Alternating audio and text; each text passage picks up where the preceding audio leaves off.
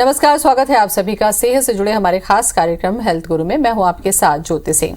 आज अत्याधुनिक इलाज मौजूद होने के बावजूद देश में हर साल लाखों लोग कैंसर से मर जाते हैं। इसकी वजह है लोगों में जागरूकता की कमी। कई बार तो लोगों को बीमारी का पता ही बहुत देर से चलता है और तब तक काफी देर हो चुकी होती है। वहीं अगर कुछ बातों का ध्यान रखा जाए तो इस बीमारी को होने से भी रोका जा सकता है। आज अपने इस प्रोग्राम में कैंसर पर ही हम चर्चा करेंगे और आपको बताएंगे कि आप इससे कैसे दूर रह सकते हैं। तो चलिए शुरू करते हैं अपना खास कार्यक्रम।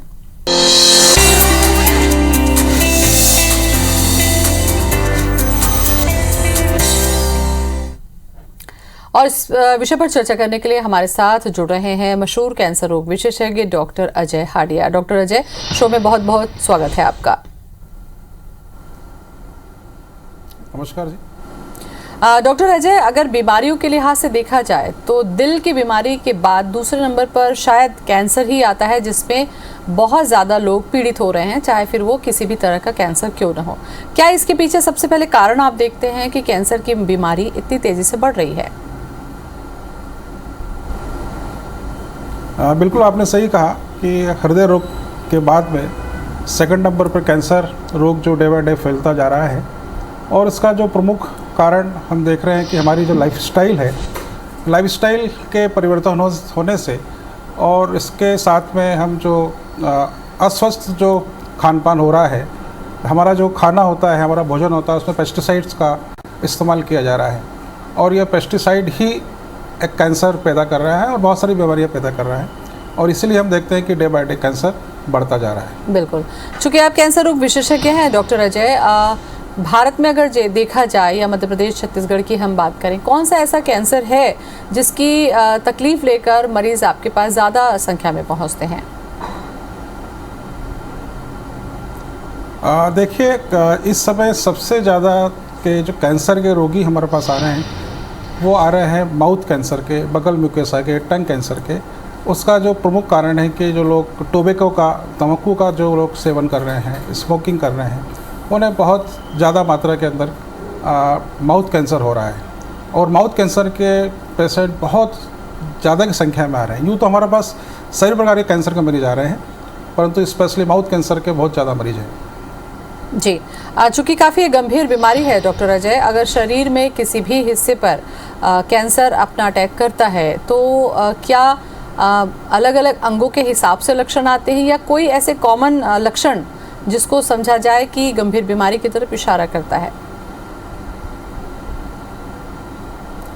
देखिए, जब कैंसर होता है तो कैंसर हमें पता बहुत लेट लगता है। जब कैंसर हमारे शरीर के अंदर 6 महीने पहले या 1 साल पहले शरीर में आ चुका होता है और धीरे धीरे कोई एक सिम्टम्स हमारे शरीर के अंदर उत्पन्न होता है, या भूख नहीं लग रही है, या कहेंगे कहीं एक थोड़ा सा एक अल्सर फॉर्म हो गया है, एक ट्यूमर बन गया है, या कहीं से हमें इंटरनल ब्लीडिंग हो रही है, हम जब इसकी जब जांच करवाते हैं तो पता लगता है कि ये कैंसर रोग के अंदर ही आ गया है। और कैंसर जब हमें पता लगता है तो उसका स्टेज सेकंड स्टेज होता है, थर्ड स्टेज होता है, और कई बार तो कैंसर 4th स्टेज में पता लगता है, मेटास्टेटिक स्टेज में पता लगता है। तो उस समय हमारे ऑन्कोलॉजिस्ट बोलते हैं कि कैंसर का ना तो कीमो दे सकते हैं, ना सर्जरी की जा सकती है। तो कैंसर हमें सेकंड स्टेज या आगे थर्ड स्टेज के अंदर हमें पता लग पाता है। जैसा कि आपने भी कहा डॉक्टर साहब कि स्टेज जो होता है वो बहुत मैटर करता है। सवाल सबसे बड़ा यही है कि कितने भी आप जागरूक हो जाइए, अगर सही स्टेज में नहीं पता चलता तो इलाज में दिक्कतें होती हैं। क्या ऐसा कारण आप देखते हैं कि ये फर्स्ट स्टेज में अपने आप को शो नहीं करता है, चाहे किसी भी अंग में हो? देखिए, कैंसर जो एक धीमी गति से होने वाली एक बीमारी है, जो एक राक्षस की तरह हमारे शरीर में प्रवेश करती है और कुछ समय तक वो पड़ी रहती है साइलेंट मोड के अंदर, और धीरे धीरे कोई ट्यूमर के रूप में या अल्सर के रूप में जब हमें पता लगता है। और कई बार तो हमारे जो पेशेंट्स होते हैं चीज़ को इग्नोर कर देते हैं कि सब छोटा सा अल्सर हुआ है, छाला हुआ है, ये थोड़े दिनों में ठीक हो जाएगा। परंतु वो जब उग्र रूप लेना, एग्रेसिव रूप ले लेता है, तब जाके उसकी हम जांच कराते हैं और वो कैंसर अपने स्टेज के अंदर आगे बढ़ चुका होता है। इलाज पर चर्चा कर लें डॉक्टर साहब, क्योंकि इलाज को लेकर भी बहुत सारी इसमें भ्रांतियां हैं कि क्या इलाज छोटे शहरों में नहीं हो सकता है या बड़े हॉस्पिटल्स में ही कैंसर का इलाज हो सकता है, या फिर कैंसर के स्पेशल जो हॉस्पिटल हैं वही इलाज हो सकता है। इलाज को लेकर भी मरीज़ कई बार भटकते रहते हैं और इसकी वजह से भी काफ़ी देर होती है। जी, बिल्कुल आपने सही बात कही है कि जब कैंसर जब डायग्नोस्ड होता है तो कैंसर का डायग्नोसिस ही बड़े बड़े सेंटर्स में, बड़े बड़े हॉस्पिटल्स में होता है। और जब इसका पता लगता है तो डॉक्टर यही बोलते हैं कि भाई इसकी हमें अब सर्जरी करना चाहिए। पहले बायोप्सी करते हैं और बायोप्सी करने के बाद जब हमें पता लगता है कि ये कंफर्म हो जाता है कि ये कैंसर है, तो इसके बाद में फिर इसकी ये 3 प्रकार का इसमें ट्रीटमेंट होता है। एक सर्जरी की जाती है, दूसरा कीमोथेरेपी दी जाती है और तीसरा रेडिएशन किया जाता है। और कई बार तो ऐसा होता है कि मरीज़ को 90% केसेस के अंदर सर्जरी, कीमो, रेडिएशन तीनों ही प्रकार का ट्रीटमेंट दिया जाता है। और ये जो ट्रीटमेंट होता है, ये ट्रीटमेंट ही बहुत पेनफुल होता है और मरीज़ को इसमें तकलीफ़ मिलती है। उसकी जो बीमारी होती है उससे वो कम परेशान होता है, वो उसके इलाज से, क्योंकि ये पूरा इलाज ही हरेसमेंट करता है उसके शरीर को और उसको कई तकलीफ़ें होती हैं। कीमोथेरेपी के बहुत ज़्यादा साइड इफ़ेक्ट होते हैं और पेशेंट को ज़्यादा तकलीफ़ होना स्टार्ट हो जाती है। डॉक्टर साहब, जैसा कि आपने बताया कि कैंसर शरीर के कई हिस्सों में होता है और अलग अलग हिस्सों में, कुछ हिस्सों में ऐसा होता है कि जहाँ पर सर्जरी संभव ना हो, ऐसे समय में कीमो ही एक उपाय रह जाता है। तो कीमो की वजह से जो साइड इफ़ेक्ट होता है, क्या उससे बचाव नहीं किया जा सकता है? क्या उसकी तकलीफ़ को कम नहीं किया जा सकता है? नहीं, आपने एक प्रश्न किया है कि जब कैंसर डायग्नोस होता है और जब उसकी सर्जरी पॉसिबल नहीं होती है तो डॉक्टर बोलते हैं कि अब हमें इसकी कीमोथेरेपी देना चाहिए। और कीमोथेरेपी एक जो ट्रीटमेंट होता है, ये हाई केमिकल्स जो होते हैं उसको एक इसका डोज दिया जाता है, जो जाके कैंसर सेल्स को तो वो मारता ही है, साथ में हमारे अच्छे सेल्स को भी वो डिस्ट्रॉय करता है, उसकी एनर्जी को लॉस करता है। और पेशेंट्स के शरीर के जो सर के बाल होते हैं वो निकल जाते हैं, उसको वॉमिटिंग होती है, कभी कभी तो इंटरनल ब्लीडिंग उसकी चालू हो जाती है। तो पेशेंट को ये कहेंगे कि फ़ायदा होने की जगह उसको और ज़्यादा नुकसान हो चुका होता है। कई मरीज़ हमारे पास ऐसे आते हैं जो कहते हैं कि अपने 12 कीमोथेरेपी की साइकिल ले लिए हैं परंतु हमें कोई फ़ायदा नहीं हुआ है और हमारी बीमारी बढ़ती ही चली गई है। तो हमारा जो ट्रीटमेंट है, हमारा ट्रीटमेंट एक यूनिक ट्रीटमेंट है इलेक्ट्रोपैथी, जिसको द्वारा हम हर स्टेज के कैंसर का इलाज करते हैं। और हमारे पास ऐसे बहुत सारे मरीज आते हैं जो अपना कीमोथेरेपी, रेडिएशन और सर्जरी करा के आते हैं और हमारे ट्रीटमेंट से उन्हें बहुत ज़्यादा फ़ायदा होता है। बिल्कुल। डॉक्टर साहब, आप लोग जो ट्रीटमेंट करते हैं, जो रिसर्च के आधार पर करते हैं, वो किस तरीके से होता है? मुझे लगता है आप विस्तार से इसको बताइए ताकि जो दर्शक हमारा कार्यक्रम देख रहे हैं उनके ज़रिए ये लाभ वो ले सकें। देखिए, हमारा जो इलाज है ये हर्बल बेस्ड, प्लांट बेस्ड हमारी एक मेडिसिन है, इलेक्ट्रो होम्योपैथी। ये एक 5th सिस्टम ऑफ मेडिसिन है जो कि इटली से ये मेडिसिन, इस सिस्टम का इन्वेंशन हुआ है और हमारे देश में लगभग 150 सालों से काम कर रही है। ये जो electro homeopathy system of medicine है, इसके अंदर ऐसे प्लांट्स लिए गए हैं जो हमारे ब्लड लिम्फ को प्यूरिफाई करते हैं। हमारे शरीर में जो डिसीज़ जो होती है उसका कारण ये होता है कि हमारे शरीर में 2 वाइटल फ्लूइड होते हैं, ब्लड एंड लिम्फ। यदि ये नॉर्मल एनर्जी के साथ में यदि सर्कुलेट होते हैं तो हम स्वस्थ होते हैं। इनमें दोनों में से किसी एक में प्रोड्यूस होती है, दोनों में हो जाती है तो हमें डिसीज़ होती है। और यदि दोनों को ही हम बैलेंस कर देंगे तो डिसीज़ हमारी ठीक हो जाएगी। तो हमारी जो मेडिसिन प्लांट बेस्ड मेडिसिन है, एनर्जी बेस्ड मेडिसिन है। हमारी मेडिसिन में एनर्जी है, जो प्लांट्स नेचर से, सनराइज से और पृथ्वी से जो फूड के रूप में न्यूट्रिशंस लेते हैं, उनको हम जो उस प्लांट्स को हम एक्सट्रैक्ट निकाल के फर्मेंटेशन मेथड से उसका एसेंस निकालते हैं और उसकी एनर्जी को हम इतना प्यूरीफाई करते हैं कि उसमें एनर्जी आ जाती है और वो एनर्जी हम जब पेशेंट को देते हैं तो पेशेंट को तुरंत आराम होता है। बिल्कुल। डॉक्टर साहब, जैसा कि आपने ट्रीटमेंट बताया, खास करके आपने कीमोथेरेपी का जिक्र किया और मैंने भी किया, क्योंकि सर्जरी से ज़्यादा पेनफुल हमने देखा है कई पेशेंट को कि कीमो वो बर्दाश्त नहीं कर पाते हैं, कीमो की वजह से बहुत ज़्यादा परेशान होते हैं। तो ये जो आपका ट्रीटमेंट है वो क्या दूसरी मेडिसिन चलने के साथ साथ चलता है या ये सेपरेट तरीका है आप लोगों का ट्रीटमेंट का?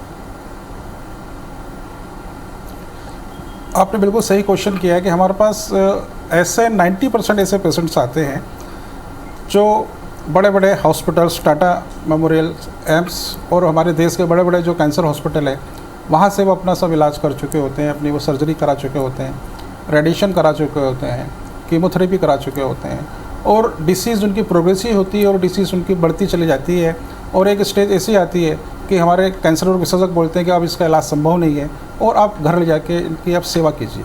उस स्टेज में हमारे पास मरीज आते हैं और हम अपने या उन मरीजों को 7 दिन के लिए हम अपने यहाँ पे एडमिट करते हैं।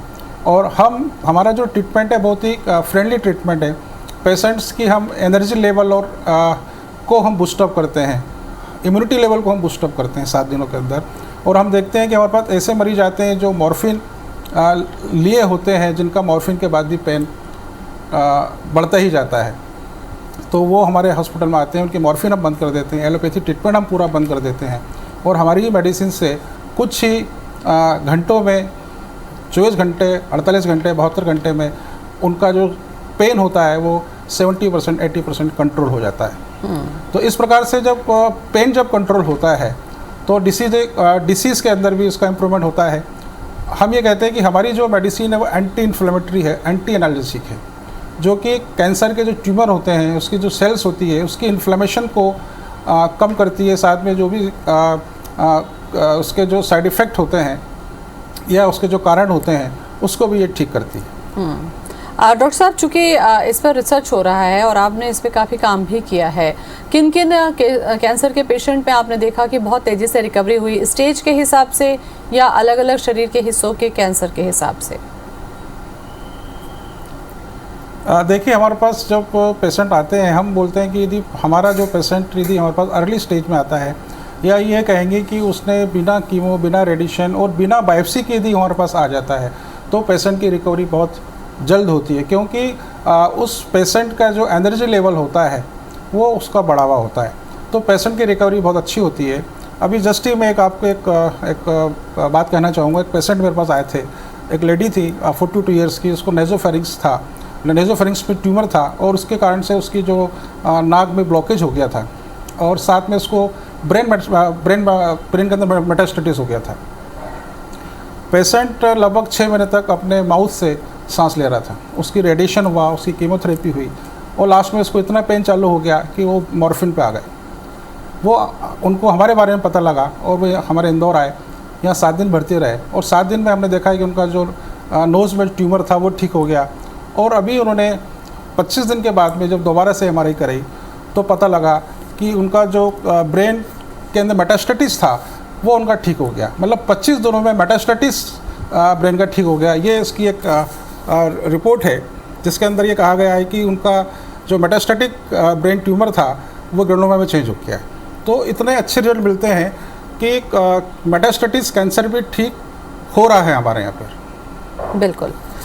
इसके अलावा महिलाओं के जो कैंसर है डॉक्टर साहब, खास करके गर्भाशय है या ब्रेस्ट कैंसर है जिसमें सर्जरी करके शरीर के हिस्से को निकाल दिया जाता है, तो ऐसे समय में क्या शुरुआत में डायग्नोस होने से क्या वो सर्जरी से बच सकते हैं इस ट्रीटमेंट के ज़रिए से? हाँ जी, बिल्कुल। देखिए, हमारा ये मानना है कि कैंसर में सर्जरी से कैंसर को ठीक ही नहीं कर सकते हैं। जितना हम कैंसर को छेड़ते हैं, हम तो कहते हैं कि हम जैसे ही बायोप्सी करते हैं, बायोप्सी करते से ही कैंसर पूरे शरीर के अंदर फैल जाता है और हम सर्जरी करते हैं, सर्जरी करने से कैंसर मेटास्टेटिक रूप में ले लेता है और वो कैंसर फिर आगे जाके मेटास्टेटिस बदल जाता है। हम सर्जरी करने में इसलिए डॉक्टर बोलते हैं कि आपको कीमोथेरेपी लेना अनिवार्य है। ऐसे 90% केसेस के अंदर कीमोथेरेपी का उपयोग किया जाता है। जी डॉक्टर साहब, इसके अलावा ये जो तरीका है सर्जरी का आप लोगों का, इसके बारे में जो लोग आपसे संपर्क करते हैं उनका फीडबैक कैसे रहता है, रिकवरी रेट कैसी रहती है, या उनको जो तकलीफ़ हो रही है उसमें कितनी तेज़ी से कमी आती है? देखिए, हमारे पास मैक्सिमम जो केसेस आते हैं जो मेटास्टेटिक स्टेज के आते हैं, तो हमारे पास जब हम लोग 7 दिन अपने यहाँ पेशेंट को अपने हॉस्पिटलाइज करते हैं, हम देखते हैं कि जब पेशेंट आता है तो वो तकलीफ़ों के साथ आता है। हम 7 दिनों में हम जो हमारी मेडिकेशन करते हैं, हमारी जो थेरेपी देते हैं, उसके अंदर हम देखते हैं कि पेशेंट्स को 12 घंटे, 24 घंटे, 48 घंटे, 72 घंटे में धीरे धीरे आराम होना चालू होता है और हमारे पेशेंट्स 50 to 90% तक उनकी तकलीफ़ों में रिकवरी करके यहाँ से जाते हैं। यानी मैं कहूँगा कि पेशेंट जब आता है तो बहुत रोता हुआ आता है और जब हॉस्पिटल डिस्चार्ज होता है तो बहुत हंसता हुआ चेहरा लेके यहाँ से जाता है। तो यही एक हमारे ट्रीटमेंट की एक सक्सेस है कि हमारे पास मरीज बहुत अच्छी रिकवरी प्राप्त कर रहे हैं। चलिए, कुछ और भी चर्चा करेंगे डॉक्टर साहब, क्योंकि कैंसर जो है काफ़ी गंभीर बीमारी है जिसको नाम से ही लोग डरते हैं। डॉक्टर साहब, कैंसर में ये देखा गया कि जब सर्जरी भी होती है तो एक्सेस एरिया को कवर करके निकाल दिया जाता है। बावजूद उसके हमने ये देखा है कि कैंसर दोबारा से आता है और अगर साल भर नहीं आया तो 2-3 साल के बाद में वो अपने आप आ जाता है। ऐसा कैसे संभव है कि सर्जरी हो जाने के बाद भी, ट्रीटमेंट पूरा हो जाने के बाद भी कैंसर वापस आ जाता है? इस बारे में कहना चाहूँगा कि कैंसर हमारे शरीर में हो क्यों रहा है। उसका रीज़न ये होता है कि हमारे शरीर के अंदर हज़ारों की संख्या में लिम्फ नोड्स होती हैं और ये लिम्फ नोड्स जो होती हैं ये लिम्फ को फ़िल्टर करने का काम करती है। हमारे शरीर के अंदर जो इन्फेक्शन होता है उसको फ़िल्टर करने का काम करती है। और जब इसके अंदर अनियमित अनकंट्रोल्ड सेल्स बनना चालू होती हैं तो वह कैंसरस के रूप में, एक लीजन के रूप में, या मैं कहूँगा कि एक ट्यूमर के रूप में वो आ जाती हैं।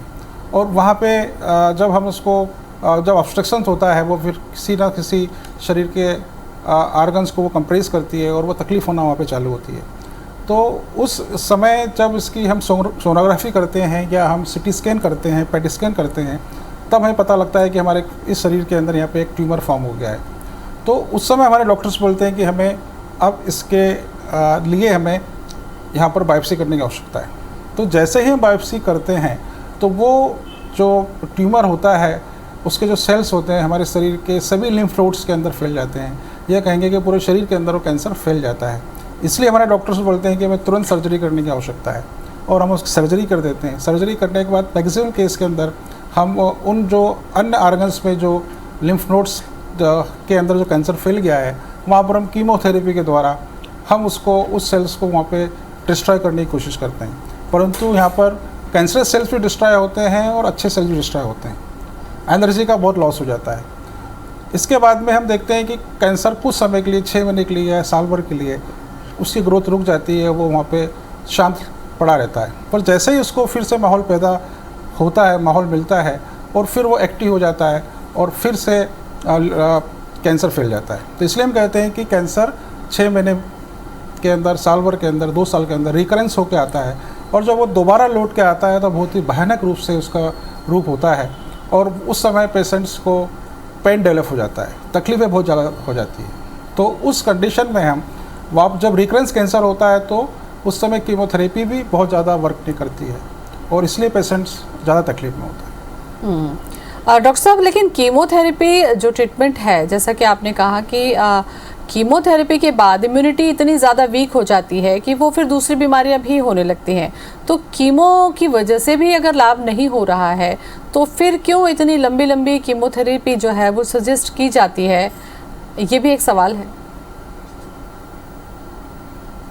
देखिए, एक्चुअली हमारे अभी पूरे वर्ल्ड में हम यदि बोलें कि कैंसर का हम ट्रीटमेंट बोलें तो यही 3 प्रकार का यही इलाज होता है, सर्जरी, कीमो, रेडिएशन। इसके अलावा कोई ट्रीटमेंट ही नहीं है। तो हमारे सामने ऑप्शन ही नहीं है। हमारे जब मरीज को जब पता लगता है कैंसर है तो मॉडर्न हॉस्पिटल में जाता है, आयुर्वेदिक हॉस्पिटल जाता है और उनके पास वही इलाज है कीमोथेरेपी।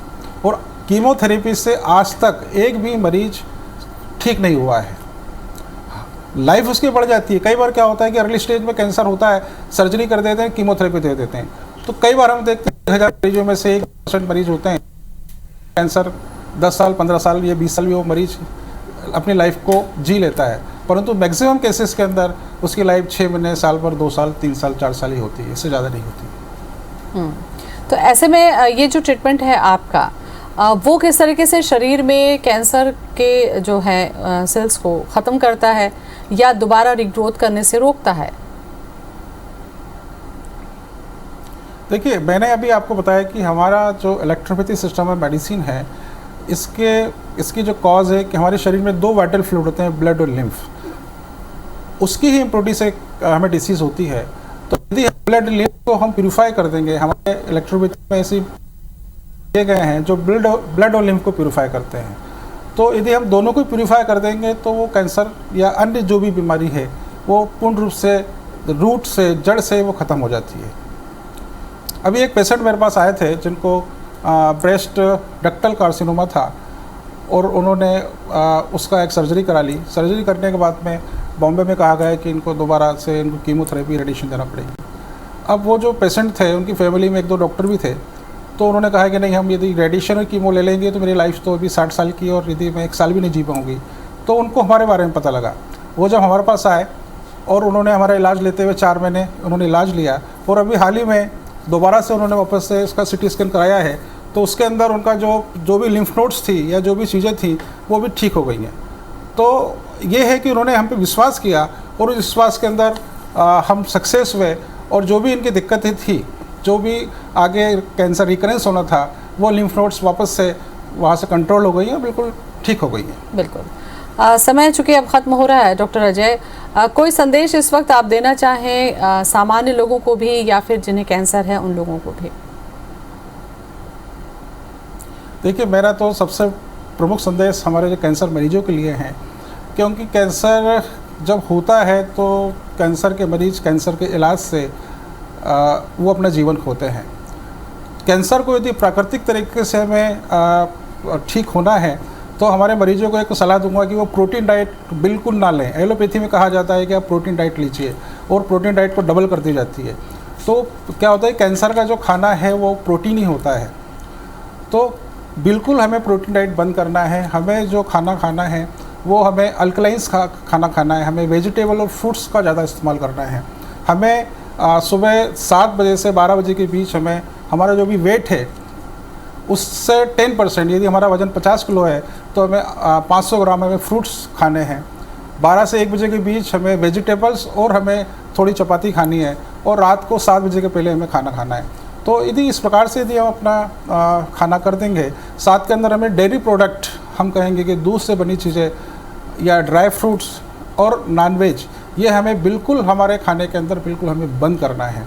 तो क्या होता है कि जब हमारे कैंसर सेल्स को जब उसका फ्रूट्स ही नहीं मिलेगा तो हमारे शरीर के अंदर रह नहीं पाएगा, और हमारे शरीर से ऑटोमेटिक निकलना वो स्टार्ट कर देगा। तो मेरे कैंसर मरीजों से यही निवेदन है कि वो अपने डाइट के अंदर अल्कलाइन डाइट्स लें, वेजिटेबल्स और फ्रूट्स का उपयोग करें, डेयरी प्रोडक्ट ना लें, और नॉनवेज चीज़ें बिल्कुल भी ना खाएं। तो वो कैंसर को हरा सकते हैं, कैंसर से ठीक हो सकते हैं। बिल्कुल। चलिए, काफ़ी अहम जानकारी डॉक्टर अजय आपने दी, बहुत बहुत शुक्रिया आपका। तो कैंसर एक गंभीर बीमारी है, लेकिन अगर जागरूकता के साथ व्यक्ति रहता है और शुरुआती स्टेज में ये पता चल जाती है तो इसे काफ़ी हद तक हराया जा सकता है। फिलहाल इतना ही। नमस्कार।